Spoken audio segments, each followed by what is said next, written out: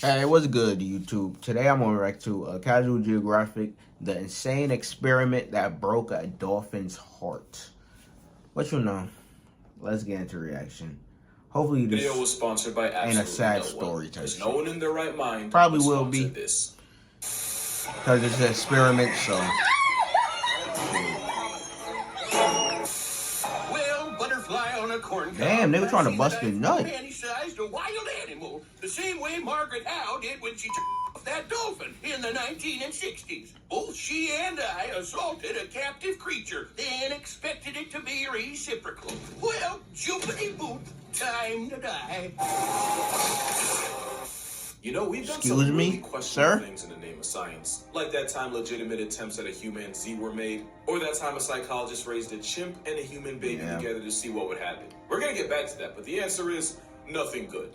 And of course, that time we gave dolphins acid and hand service, all for a very questionable science project. You see, the 60s were a special time. America and the Soviet Union were in the midst of a meat measuring contest all the way up into space, and at the same time, there was a question as to whether humans could learn to communicate with animals as well as we do with each other.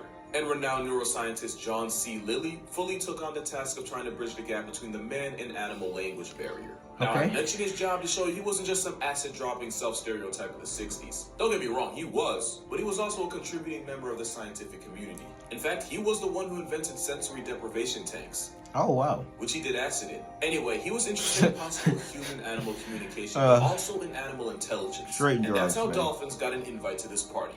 At the time, John Lilly saw them as the smartest things on the planet that weren't human. And as a neuroscientist, he was especially drawn to the dolphin's brain. Not only do cetaceans have the largest brains of any animal, bottlenose dolphins have a brain 4 to 5 times larger than what you would expect for an animal their size. But what really made Lilly Eureka himself was while he was observing and researching dolphins and talking to himself, he realized that the dolphins seemed like they were imitating his voice. And that convinced him that the dolphins were trying to speak to him.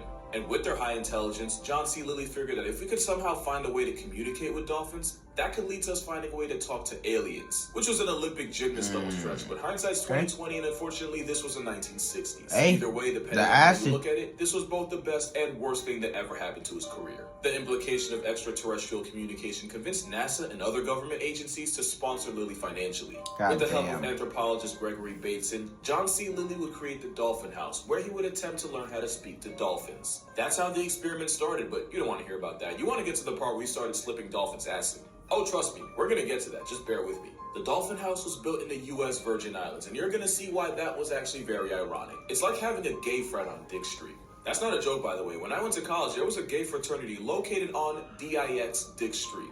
That is a true story. So in this experiment, there were 3 dolphins. There was Sissy, the big sister and leader of the group, Pam, the shy introvert, and a young immature male named Peter. And again, given the circumstances, that name would be so ironic you'd swear it was part of a sick joke. But there was another key character to this story, and that was a Miss Margaret Howe Lovett. Margaret never had any formal scientific training, but apparently she was a natural at observing and documenting animal behavior. So they brought her in and had her work with the one male dolphin, Peter, since he was the only one out of the 3 that never had any human sound training. So Margaret's goal would be to teach Peter how to speak English the same way a mother would to her child. She would slowly count to 3 and have Peter repeat after her. She'd say all the vowels in the alphabet and try to get Peter to mimic her.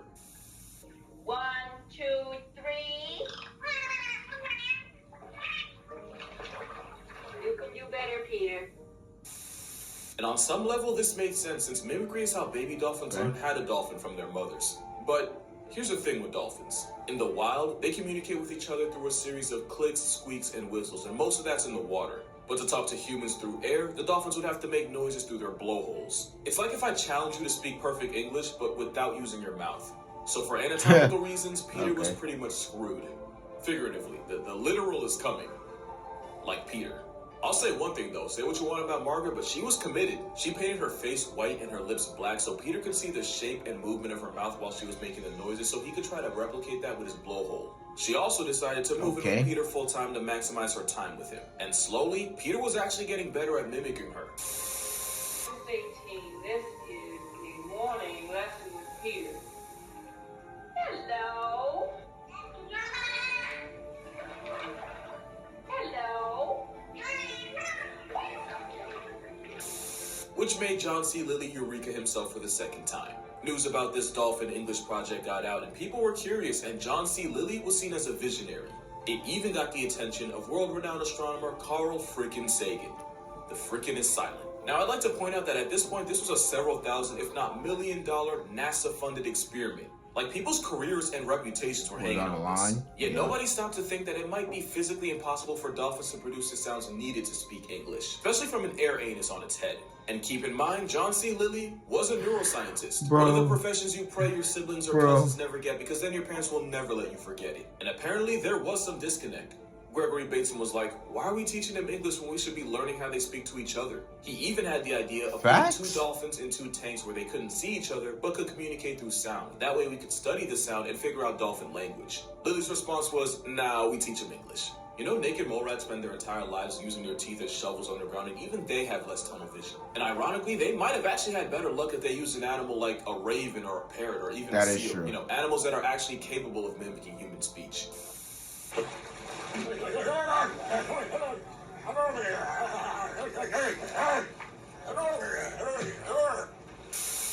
But I guess dolphins were the hill to die on. So Margaret and Peter kept on with the lessons, but soon there would be another problem. Peter was a young, sexually... Bro, that nigga sound like an old-ass man, the fucking seal, bro. That is crazy. But I guess dolphins were the hill to die on. So Margaret and Peter kept on with the lessons, but soon there would be another problem. Peter was a young, sexually immature male with the attention span of one. So how do you get a hormonal teenager going through puberty to listen to you? Yep, we finally made it to that part. So whenever Peter would get distracted, Margaret would send him downstairs to play with Pam and Sissy. But dolphins can mate several times a day, if not an hour, and the constant disruptions were starting to slow their progress down. So Margaret figured she could kill 2 birds with 1 stroke. Stroke. 2 things happened after that. Peter got a job he never applied for, and after that, the only virgin on the premises was the very island itself. Playing tug-of-war with little Peter meant Margaret had more time to teach big Peter English, and as a species that often uses decapitated... Yo, she was dedicated to her job. Like, damn, bro. Like...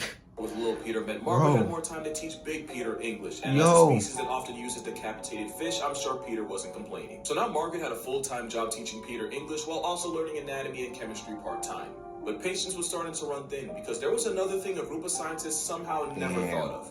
You could teach a dolphin how to speak English, but that doesn't mean he'll understand any of it, because mimicry isn't comprehension. Any pretentious dude in the bar can say E = MC squared. Ask him what it actually means. Damn, Peter was out here smashing his teacher. Damn. To learn to communicate with a highly intelligent non-human creature quickly devolved into an R-rated game of Simon Says, except with more hand service and drugs. And now we're at that part of the story. Oh my God. You see, at this point, John Lilly was under a lot of pressure. Unlike Peter, financial backers had started to pull out, and Gregory Bateson, who was already skeptical to begin with, was now starting to seriously wonder just how far they were willing to go for science. Soon he'd get his answer, just not the one he wanted. Like I said, the 60s were a different time, and around this time, a fun little thing known as lysergic acid diethylamide was quickly gaining traction as a potentially mind-altering, conscious-expanding substance. John Lilly would frequently participate in the consumption of a little slice of delight, which he would take while in the sensory deprivation tank. It's not like he was a stranger to such activity. John Lilly wrote his first book, Man and Dolphin, over the course of 1 weekend while off amphetamines. So when he hit a roadblock in his research, Lilly was desperate, and his Hail Mary,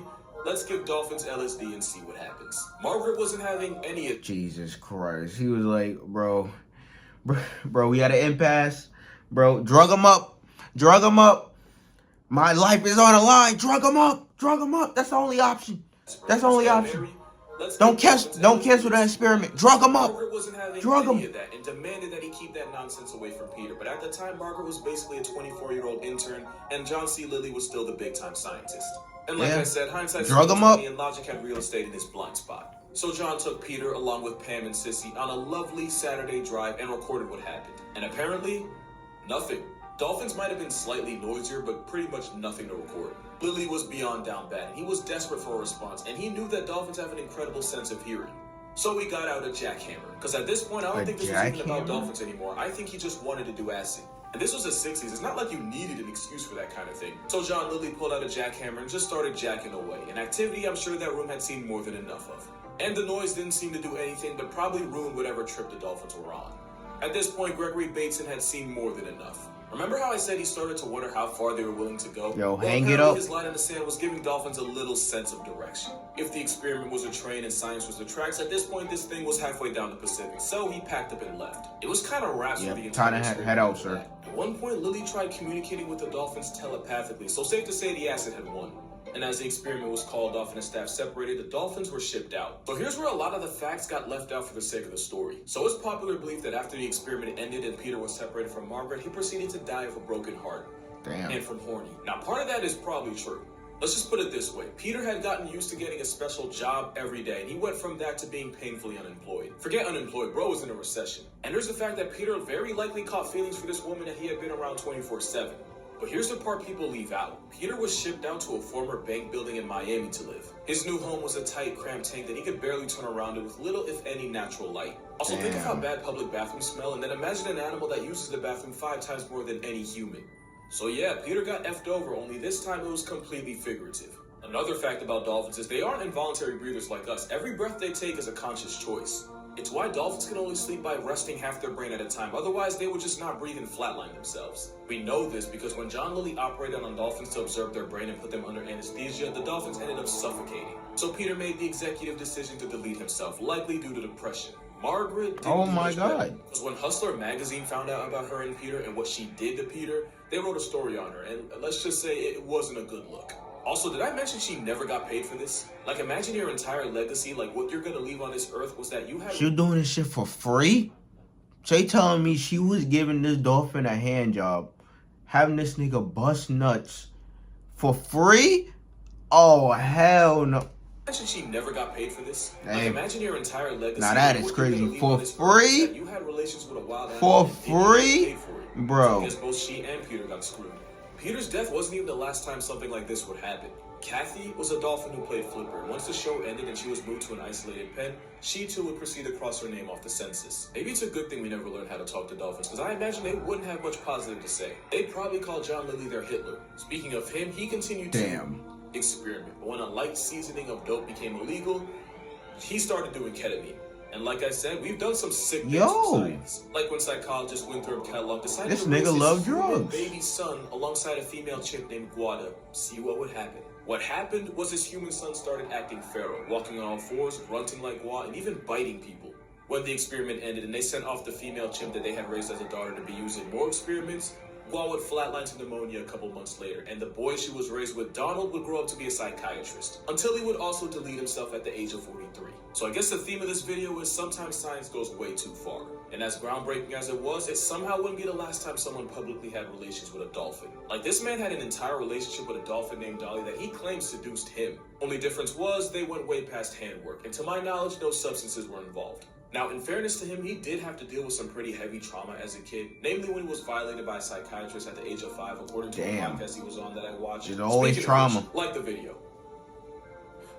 I watched it and that was not pleasant. And I get that different people cope in different ways, but did it really have to involve backdooring a dolphin? Like, how would you even, like... Nigga said like, backdooring. Logistically, how would you even get the pieces to... You know, bro, we're not even going down that rabbit hole. Yep, don't think about it. Because he might try to go in there too. Now, Lily's experiment was famous for all the wrong reasons, but it did have some positive effects. A lot of what we understand about the intelligence of dolphins and cetaceans in general came from his work, and it really helped shift the public perception of them. That shift is likely what led to the Marine Mammal Protection Act of 1972. Lily would also go on to campaign against the use of dolphins in captivity, which was pretty admirable, but at the same time, like, bro, you gave dolphins acid. You get no more talk time after that. Right. However, a lot of people see this project as a massive waste of time and resources. I disagree.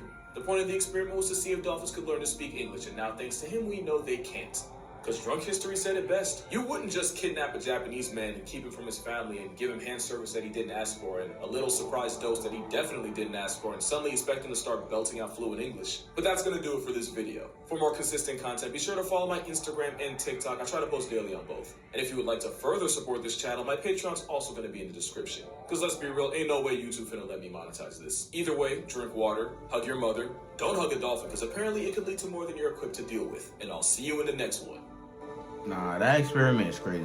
They try to have dolphins talk English basically through their nose and shit, which is like, bro, okay, y'all tripping. But the fact that the girl, like, bro, was giving Peter jobs, Yo, for free? It's crazy. Like, she wasn't getting paid, but she was committed to her fucking job. She was committed to her fucking job. She had this nigga, like, busting nuts every day. Every day for free. For free. Bro, Peter was smashing his teacher. Bro, oh my God, bro. I can't believe that. Bro, I thought, like, she was getting paid for her job, like, because she was there, you know, trying to teach a nigga English and shit. Being this nigga off and shit. But it was, like, for free?